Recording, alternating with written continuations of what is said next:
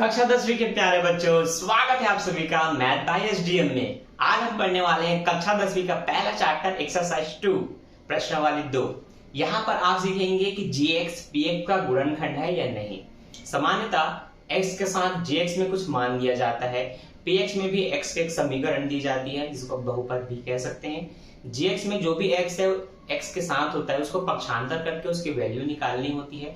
फिर वो x के जो मान निकल जाते हैं उसी को px वाले में जहां जहां x होगा वहां वहां उसको रख करके फिर आपको गुणा भाग जोड़ घटाव करके देखना है कि लास्ट में आपका उत्तर क्या आता है। यह है आपका प्रश्नावली 2, जहां पर बोला जाएगा gx px का गुणनखंड है कि नहीं जांचिए। ऐसे क्वेश्चन में लगभग इसी तरह के कॉमन प्रश्न आपको मिलेंगे जहां gx बराबर कुछ मान दिया रहेगा, px में एक समीकरण दी रहेगी। तो तीनों क्वेश्चन में आप देख लो gx में कुछ मान दिया है और px में एक समीकरण दिया हुआ है। आपको क्या करना है हल करते समय, सबसे पहले देखो क्वेश्चन नंबर पहला का हल हो रहा है। यहाँ पर हल मतलब सॉल्यूशन हो रहा है। सबसे पहले आपको लिखना है कि क्या दिया गया है। ठीक है, लिखना है दिया है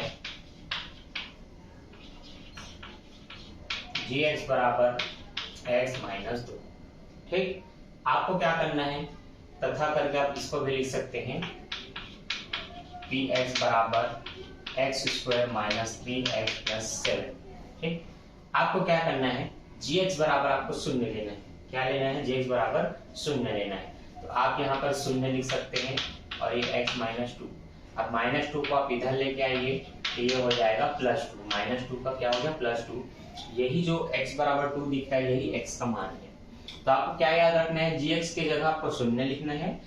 x के साथ जो भी हो, +1 हो, +2 हो, -2 हो, जो भी हो पक्षांतर करो, क्योंकि अगर उनके अंकों को आपने इधर नहीं लाया तब तक इसका मान नहीं निकलेगा और जब तक इसका मान नहीं निकलेगा आप इस समीकरण को सॉल्व नहीं कर सकते। यहाँ जहां जहां x है वहां वहां x के जो मान निकलते हैं उसको रखा जाता है, इसलिए इसके साथ जो भी होगा पक्षांतर करना जरूरी है। इसलिए हमने -2 को इधर लाया तो +2 हो गया। इस तरह से हमें x का मान दिख रहा है 2। अब हम क्या करेंगे कि यहाँ जो px बराबर जो मान था ना, तो x की जगह हम बताएंगे कि हम 2 रखने वाले हैं। क्या रखने वाले हैं? 2। और इस समीकरण को उतारेंगे तो जहां पर x² था वहां पर हम x का मान 2 रखने वाले हैं। तो x को हटा करके 2 रख देंगे, जो घात 2x का था वो अब 2 का हो जाएगा, क्योंकि x की जगह आपने अब क्या रख दिया, वहां पर 2 रख दिया, x की जगह 2। तो घात जिसकी उतनी थी उतनी इसकी भी हो जाएगी। अब बगल में है -3, गुणित करके लिखना होगा, x को हटा करके उसका मान जो कि है 2। तो वहां पर ये 2 इस तरह से आएगा। कई बच्चे कंफ्यूज होते हैं कि गुणा का चिन्ह क्यों आया। जब भी चर अचर एक साथ होते हैं तो वो गुणा के फॉर्म में होते हैं, इसलिए जो भी अंक है वो तो लिखा जाएगा। ठीक है, और जो भी मान निकलेगा उसको उसके साथ में गुणित करके लिखा जाएगा। अब जो +7 है उसको आप इस तरह से उतार लेंगे। ठीक है, आगे बढ़ते हैं।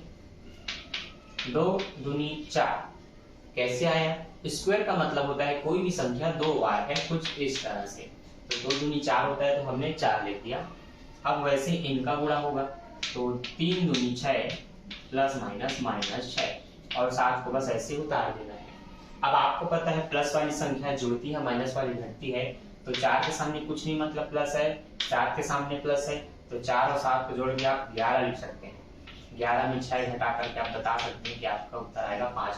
11 में 6 जाएगा 5, 5 6 11 होता है ना। तो ये आपका निकल गया पहला मान। लास्ट में आप यहाँ आंसर लिख सकते हैं क्योंकि आपने क्वेश्चन को पूरी तरह से सॉल्व कर लिया है। तो बनाने का प्रोसेस यही होगा, gx के मान को पहले लिखना है, बराबर में शून्य लेना है, फिर जो भी उसके साथ उसको पक्षांतर करना है। ठीक है, उसके बाद क्या करना है, दिए हुए समीकरण जो होते हैं उसमें यहाँ जो x का मान निकले उसको रखना है, गुणा जोड़ घटाव करके आपका फाइनल आंसर आ जाता है। ठीक है, चलिए अब यहीं से मैं क्वेश्चन नंबर 2 को हल करता हूँ। मैं लिखता हूँ दिया है gx बराबर x + 1। तो अब मैं लिखूंगा x + 1। पहले आपको यहाँ 0 लिख लेना है, उसके बाद इस 1 को पक्षांतर कर लेना है। पहले वाले मान में -2 जो इधर आके +2 बना, अब ये +1 है तो वो इधर आके -1 बनेगा। अतः आप कह सकते हैं कि x का मान आपका कितना है? -1 है। अब आपको क्या करना है, इसको उतार लेना है, जो भी समीकरण है आपका। समीकरण क्या है? x की घात 3 -4x + 5।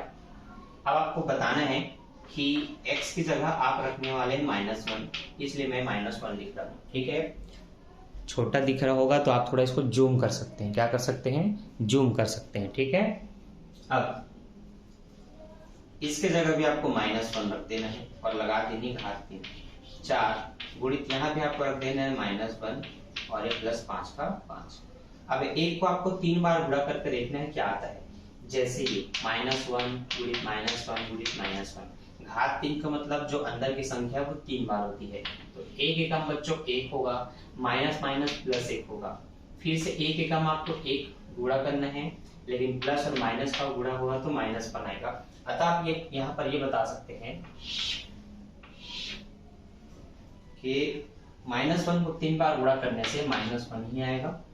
अब 4 का गुणा ऐसे करेंगे तो 4 एकम 4 होगा, लेकिन माइनस माइनस 4 एकम 4, लेकिन माइनस माइनस +4, फिर +5 का 5। जैसे कि हमने यहाँ किया था, ये दोनों प्लस थे तो हमने जोड़ा, फिर माइनस वाले को घटाया। हम यहाँ भी वही करेंगे। 4 और 5 दोनों प्लस है तो जोड़ के 9 हुआ। 9 में ये -1 कटेगा तो 8 आएगा। ये आपका आंसर है। तो बहुत ही सिंपल होता है, जितनी घात उतनी बार संख्याओं को गुणा करना होता है। और नॉर्मली फिर माइनस को भी ध्यान देना होता है, प्लस माइनस माइनस हो जाते हैं। रूल कई बच्चों को नहीं पता होगा तो लिख देता हूँ। माइनस का गुणा प्लस में करो, चाहे प्लस का गुणा माइनस में करो, एक ही चीज होता है, वो है माइनस। जब माइनस का गुणा माइनस से होगा, जब प्लस का गुणा प्लस से होगा, तब दोनों ही प्लस ही होते हैं।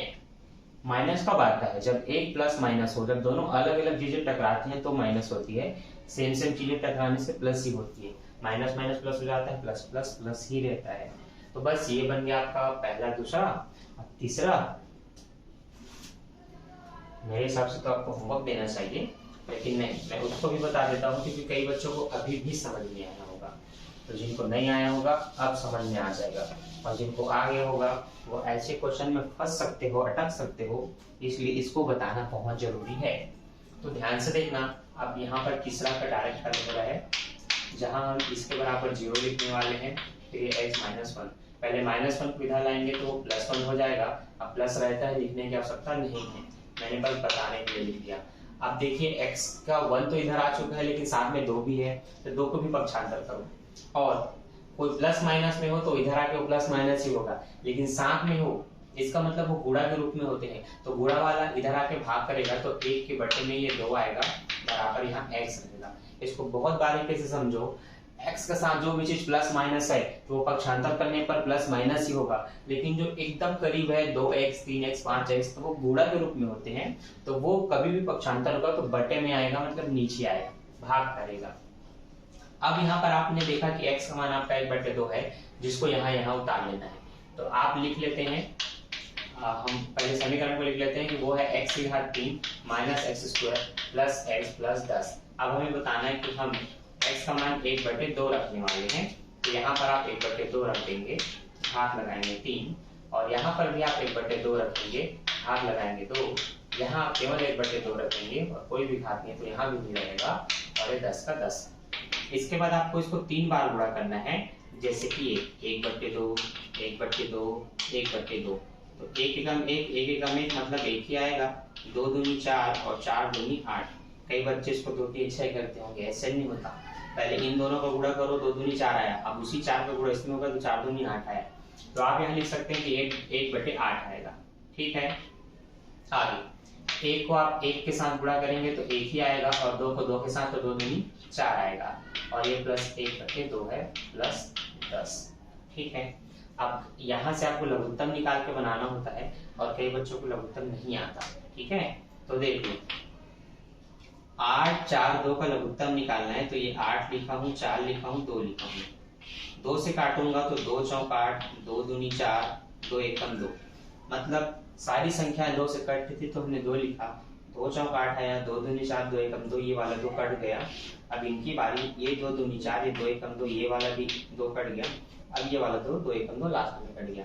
अब इनका गुणनखंड करना होता है, गुणा करना होता है, गुणनखंड बोलते हैं इन्हें। 2 दूनी 4, 4 दूनी 8 आया। लघुत्तम 8 आया, मतलब सबके बटे में 8 लाना है, तो इसके बटे में 8 है, यहाँ कुछ नहीं करेंगे, लेकिन यहाँ 8 लाने के लिए आपको कुछ गुणा करना पड़ेगा। आपको बताना है कि 4 में आप कितने का गुणा करें कि 8 हो जाए। 4 के पहाड़े में 8 कितने बार में आता है, तो 4 पंचा 4 दूनी 8, 2 बार में, तो 2 आपने यहाँ भी लिखा और यहाँ भी लिखा। ऐसे ही काम आपको यहाँ करना है। आपको बताना है कि 2 में कितना गुणा करो कि 8 आ जाए, तो 2 का पहाड़ा पढ़ सकते हैं, 2 चौका 8 होता है, तो 4 यहाँ भी और 4 यहाँ भी। अब ये जो 10 था इसके नीचे कुछ नहीं है, मतलब 1 होता है। इसमें 8 लाने के लिए आप 8 का गुणा करेंगे, फिर आप 8 गुणित 8 कर रहे हैं। अब ये हो जाएगा 1/8 का 1/8 माइनस 2 1 कम 2/8 प्लस 4 कम 4/8 प्लस 10 8 80/8। बच्चों जब सबका हर समान हो, यहाँ भी 8 यहाँ भी 8 यहाँ भी 8 यहाँ भी 8 हर समान हो, तो बस उसको एक बार लिखते हैं कुछ इस तरह से। 4 बार 5 बार नहीं लिखते, बस एक बार। और ऊपर की संख्याएं जुड़ती है तो जोड़ना होता है, घटता है तो घटाना होता है। अब 1 4 और 80 सब प्लस में है, 2 को छोड़िए, तो 80 और 4 84, 84 और 1 85, 85 में आप 2 घटाएंगे तो 83/8 ये आपका आंसर है। तो इसको देख लो ध्यान से कैसे हमने किया। घात 3 था तो इनको 3 बार लिख के गुणा किया, ऊपर ऊपर का ऊपर के साथ, नीचे नीचे के साथ गुणा हुआ, यहाँ पर भी वही हुआ, यहाँ पर तो एज इट इज लिख दिया। लास्ट से में आपने लघुत्तम निकाला यहाँ से, क्योंकि अलग अलग हर हो तो जुड़ता नहीं है, त्रियक गुणा करना पड़ता है, तो लघुत्तम निकाल के हर को समान करना होता है। तो ये मेथड को ध्यान में रख करके बुक के क्वेश्चन बनाओ, और एक क्वेश्चन या 2 क्वेश्चन मैं होमवर्क में दे रहा हूँ, ठीक है?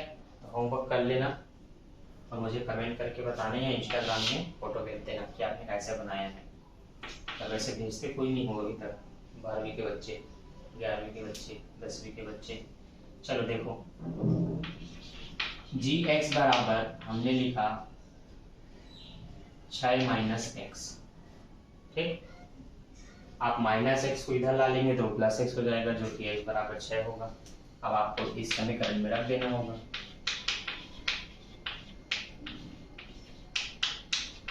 ठीक, दूसरा क्वेश्चन,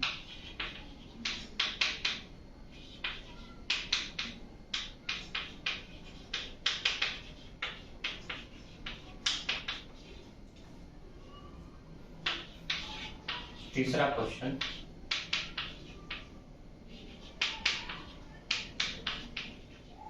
बहुत ही प्यारे प्यारे क्वेश्चन मैं दे रहा हूं, कुछ बच्चों को गुस्सा आ सकता है, ठीक है? चलो, इतने क्वेश्चन आपको बनाना है और कमेंट करके बताना है कि मैंने जो बताया आपने सीखा कि नहीं, आपको समझ आया कि नहीं। समझ आ गया बहुत अच्छी बात है, वीडियो को लाइक कर देना, उससे मैं समझ जाऊंगा। नहीं समझ आया तो कमेंट कर देना कि सर मुझे इस क्वेश्चन में इस टॉपिक पे डाउट था, या मुझे इंस्टाग्राम में भी बात करके आप वहां पर क्लियर मार्क लगा करके भेज सकते हैं, ठीक है? तो मिलता हूँ नेक्स्ट वीडियो में, के लिए bye, thanks for watching, don't forget like subscribe and share, bye bye.